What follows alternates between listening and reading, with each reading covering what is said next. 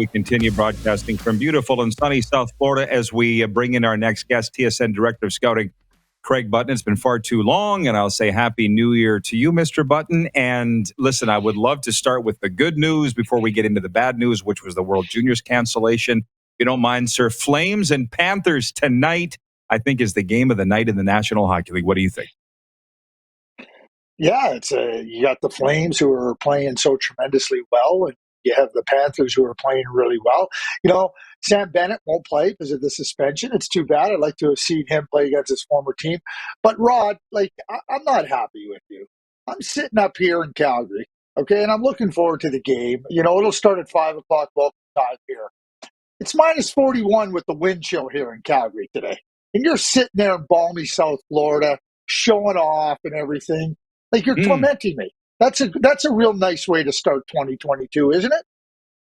I'm so sorry, and that it was not my intention, other than to say that I'm very grateful, and I'll be thinking of you in the press box at FLA Live Arena tonight. But my Flames broadcast buddies, as you know, aren't traveling. None of these guys are going to be here tonight, which is unfortunate, but it'll be a great game nonetheless. And I was thinking about that Sam Bennett thing, and it's unfortunate that he isn't playing tonight. He did skate with the team this morning, but as you said, he's out with a 3-game suspension. Can I ask you, what went down with the Bennett Flames situation there? Why did that not work? Well, it's a great question. And, it's interesting that you have a player that you drafted 4th overall. And it just seemed to me that he kept getting pigeonholed into areas of the game and areas of the lineup where, they just said, that's who you are and that's what you are. And they would swing him up into other areas of the lineup with other skilled players. And yet it seemed that when Sam just was off a little bit, he didn't get any forgiveness. And we saw what happened. Sam got to a point where he said, hey, this is untenable for me, because Sam has a lot of confidence in his own abilities, and he felt that a change would help him as well. And when Joel Quenneville, the previous coach in Florida, got him, he said, geez, I didn't really know a lot about him, but I really like the way he plays. How you look at players, and how you utilize players becomes a big part of their confidence. And I think Sam felt that he was capable of more, but the Flames just kept saying, oh, no, this is what you are. This is what you are. And you end up with that friction, Rod, where the player goes, wait a sec, this isn't what I am. I'm capable of more. You're not giving me a chance. And it leads to a trade. And certainly, when you're watching Sam in that role, you're evaluating him in that role, because it's hard to say that, he's more than that. I'm talking about from a coaching point of view. But what he's clearly shown is that he's a lot more than what he was in Calgary. And, we see it all the time. We see players in one spot, not thrive. They go to another spot, breath of fresh air, fresh eyes, different approach to the player from a coaching perspective. And the player, really ends up being really good. And I think that that's what happened. I mean, it's a lesson, though. It's a lesson, though, Rod, in making sure that, if you draft the player 4th overall, like Sam Bennett, and you see offensive ability, why are you not putting him in offensive situation? Like, I would rather take a 4th overall pick that's shown offensive ability and let him stumble and fail before I fail him myself. I think he got failed in Calgary. Well, for sure. He hasn't had down nights here. I've watched every home game and a lot of his road games. He's playing power play. There's a lot of talent around him, and I'm just really happy for him. And again, it's unfortunate that he won't play tonight.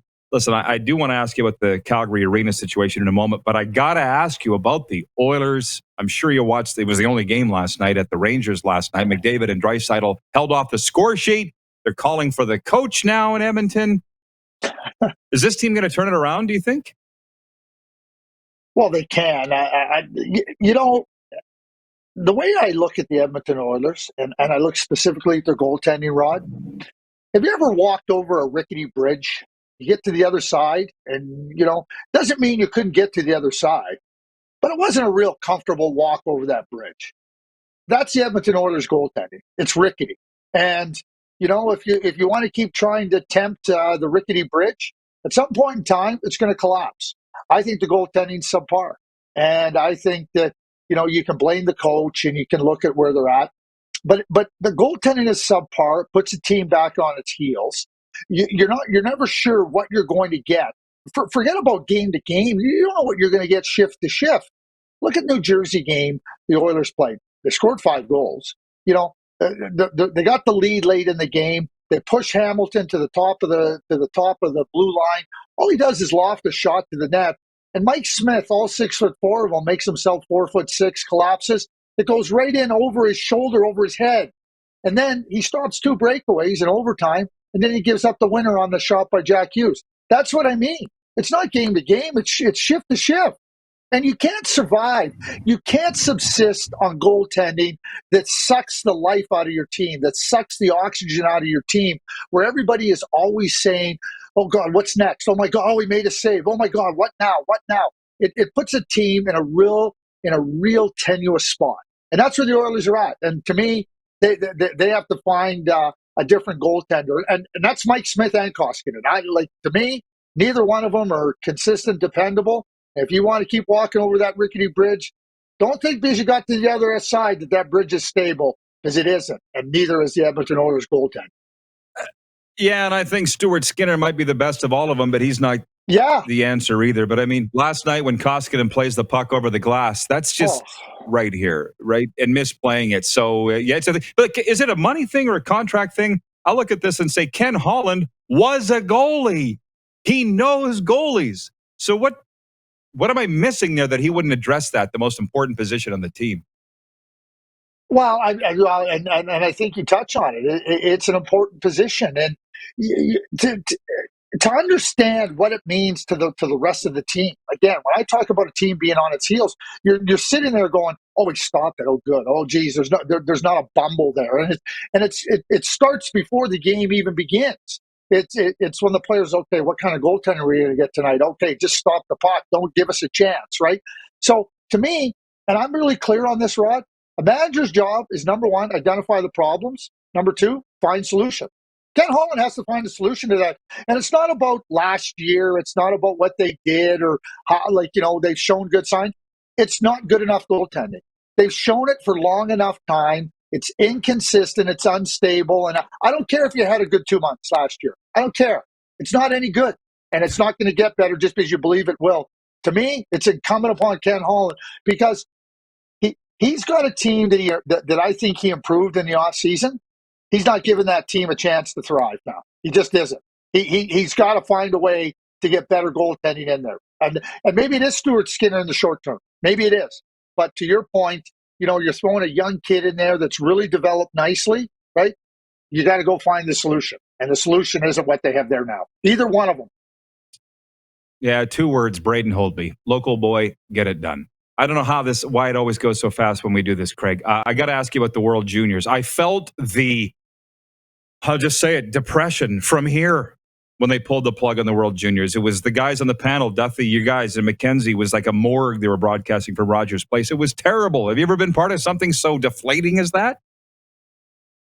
No, because, when we went back to March 2020 and, that Wednesday night when Rudy Gobert tested positive, we came in on Thursday, we did the shows, but it was a world of uncertainty, right? And, it seemed that we were so far past that, and the protocols that were in place, those are, necessary to admit countries into the tournament. But I'll tell you, Rod, it becomes such a part of the holidays, and it's a big event. It's a best on best event at a time of the year that's really special. And everybody that works on that broadcast, I mean, they're sacrificing family time to come and work on something that not only are they immensely talented, but they love being part of it, and the people make it. So the disappointment was profound. But I'll tell you, I got to Red Deer on the morning of the 26th.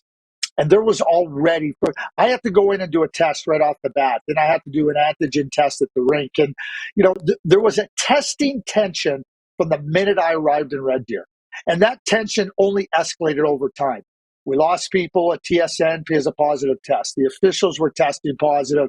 And you just felt that this tension was never going to go away. It escalated. Then the U.S. Had the positive tests. And then from there, the minute the U.S. had the positive tests, my feeling certainly was this is hanging by a thread. Well, I was wrong because there wasn't a thread to hold it together. No, it was nobody's fault. It was nobody's fault, Rod. Sometimes despite the very best efforts, 100% best efforts of everybody involved, and that includes the Sutters in Red Deer who were 85% sold tickets trying to find a way to get to 86, 87, to everybody in Edmonton, the volunteers. And this is coming off of last year. Sometimes events conspire against you, and that's exactly what ended up happening with this Omicron. Oh, what a kick in the gut. We got 60 seconds, Craig. Gary Bettman has said the Calgary Saddledome is unacceptable. The new arena deal's now dead. Where do we go from here?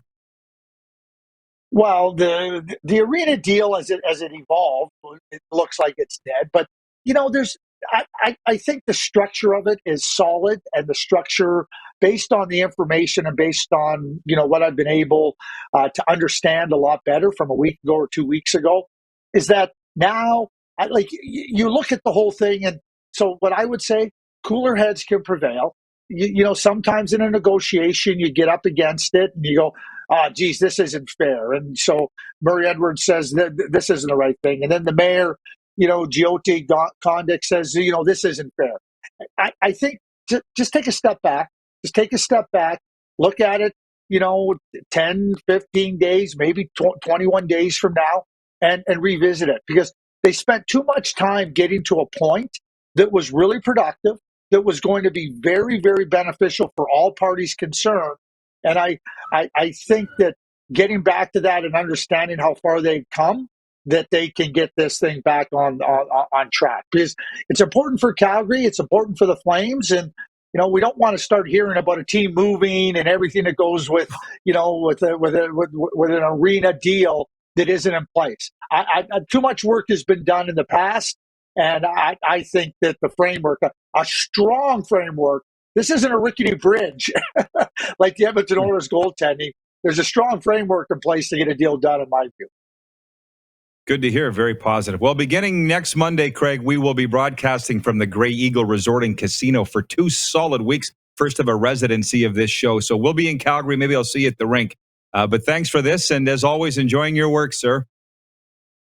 You're not going to invite me up to Grey Eagle?